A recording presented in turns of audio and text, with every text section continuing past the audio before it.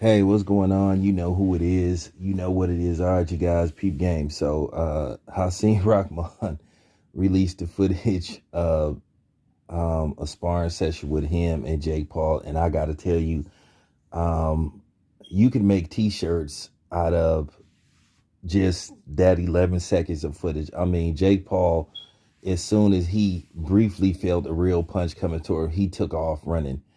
At the end of the day, I told you this guy is an actor, and I told people do not like fall for this.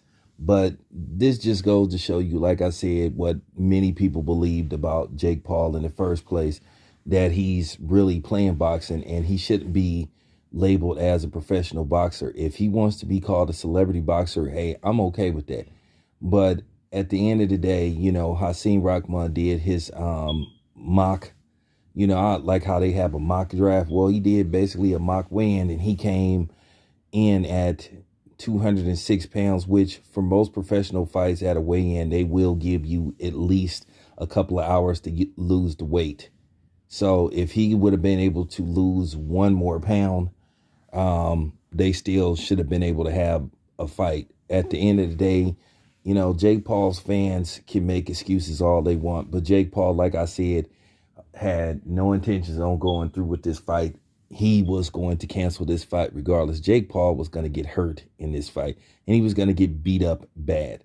Yes, Hasim Rahman got stopped in his last fight, but at the end of the day, he still could beat Jake Paul.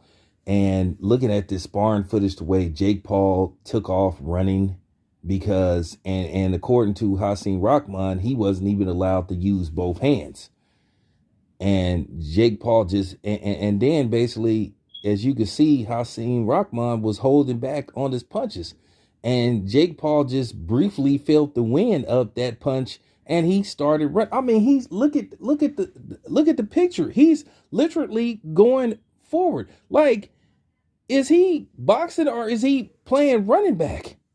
I mean, man, look like, you know what I'm saying, John Riggins. I mean, dude took off running like John Riggins. Real talk.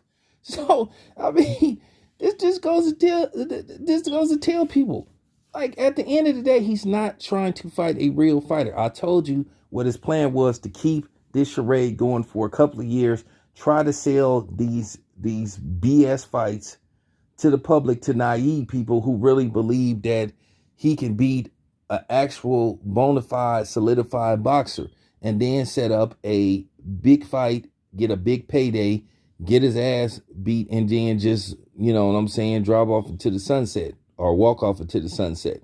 Um, he wants to fight Canelo.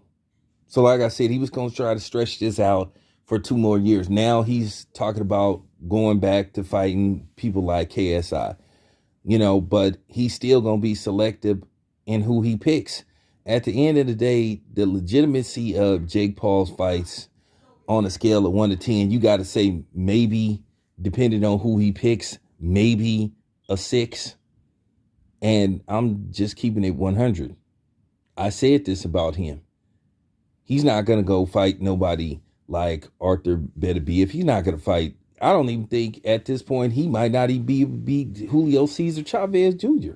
I think Julio Cesar Chavez Jr., this will be the fight that he show up for.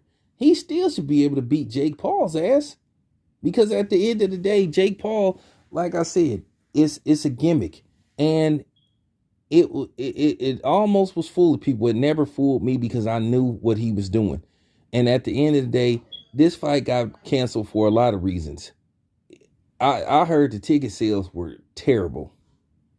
I heard the ticket sales were absolutely terrible, to the point to where Madison Square Garden wasn't even going to remotely turn a profit. Not even from concession was going to save this fight. That's how many tickets that they sold.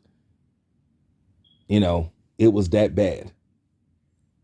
And then, due to the fact that Hasim Rahman wasn't going to go swimming in that fight, so at the end of the day, Jake Paul just needed an excuse to pull out of this fight. That's why they did the weight thing. And then they was trying to weight drain him.